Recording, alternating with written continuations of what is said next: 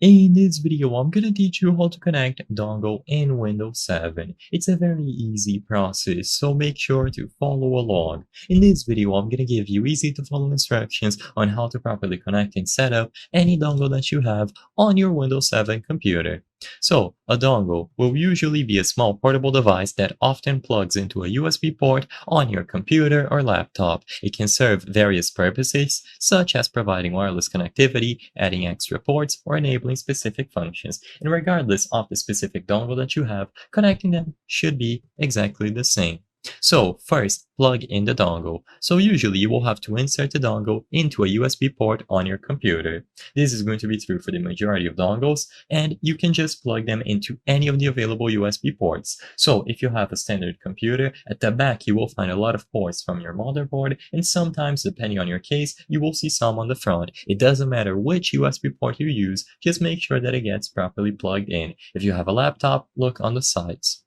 Now, check for automatic recognition. Windows 7 should automatically detect the new device. You might hear a sound or see a notification, and once this is done, you are basically good to go. The necessary drivers should be acquired automatically. So for example, on the Red Gear controller, these drivers are downloaded on the background, so it is essentially plug and play. But depending on the specific dongle that you are using and depending on its specific purpose, you might need to allow the installment of drivers. So make sure that if you are prompted, you install the necessary drivers. And of course, configure the settings if needed. If you need to download additional software, go over to the manufacturer's website and download it from there, but usually you will be good to go. So the common types of dongles are going to include wireless network dongles, Bluetooth dongles, USB hubs, and HDMI dongles. Most of them don't require setup, but if you have a specific one that does, follow the on-screen instructions.